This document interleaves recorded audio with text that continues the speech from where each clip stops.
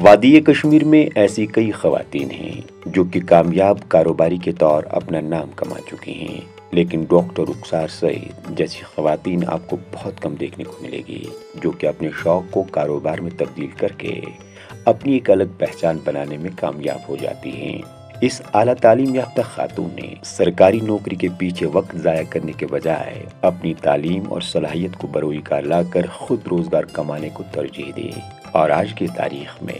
Doctor رخسار وادی کشمیر کی frozen food تیار کرنے والی پہلی خاتون کاروباری کے طور ابھر رہی ہے۔ دراصل ڈاکٹر رخسار نے فوڈ ٹیکنالوجی میں پی ایچ ڈی کیا ہے، ایسے میں اپنے ہی پیشے میں کچھ الگ کرنے کی سوچ لیے اس نے خالص کے نام سے فروزن فوڈ آئٹمز تیار کرنے کا کاروبار شروع کیا۔ فروزن فوڈ میں یہ مختلف قسم کے ذائقے دار اور معیاری کھانا تیار کرتی ہے۔ ایسے میں ان کے بنائے ہوئے ان کھانوں میں کسی بھی قسم کے پریزرویٹیوز یا کیمیکلز کا استعمال نہیں ہوتا ہے، بلکہ یہ بنا ملاوٹ کے صاف و شفاف طریقے سے تیار کیے جاتے ہیں۔ اپنے لوگوں کو ایسا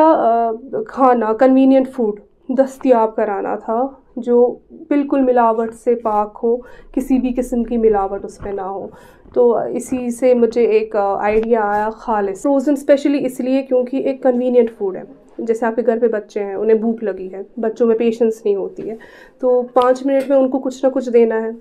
تو آپ جائیں گے، فریزر کھولیں گے، آپ نے ایک پیکٹ گریب کیا، فرائی یا بیک یا ایئر فرائی کر کے بچوں کو دے دیا، اور ایک کنوینئنس ہے فروزن میں، اور دوسرا ہے کہ فریزنگ اپنے ہی آپ میں ایک پریزرویشن ٹیکنیک ہے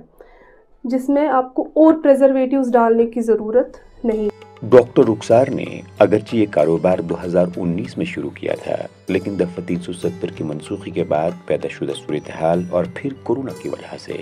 انہیں کئی مشکلات کا سامنا کرنا پڑا۔ البتہ یہ باصلاحیت ہمت اور حوصلے سے کام کرتی رہی، اور آج کی تاریخ میں ان کے فروزن فوڈ آئٹمز وادی کشمیر کے نامور ڈپارٹمنٹل سٹورز میں دستیاب ہیں، اور نہ صرف خود روزگار کما رہی ہے بلکہ دیگر لڑکیوں کو بھی روزگار فراہم کر رہی ہے۔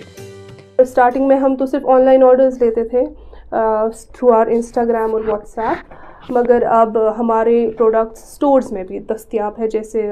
کچھ leading stores of the valley. اب لوگوں میں تھوڑی اویئرنیس پیدا ہوئی، جو میرے کسٹمرز ہیں، تو not all food is bad unless and until آپ اس میں کچھ غلط یا سستے انگریڈینٹس ملا رہے ہو۔ اور انشاءاللہ آگے آنے والے دنوں میں ہمارا ارادہ ہے اور ایکسپینڈ کرنے کا، اور لڑکیوں کو امپلائمنٹ دینے کا، اور بہت زیادہ ویرائٹیز صاف شفاف کھانے کھلانے۔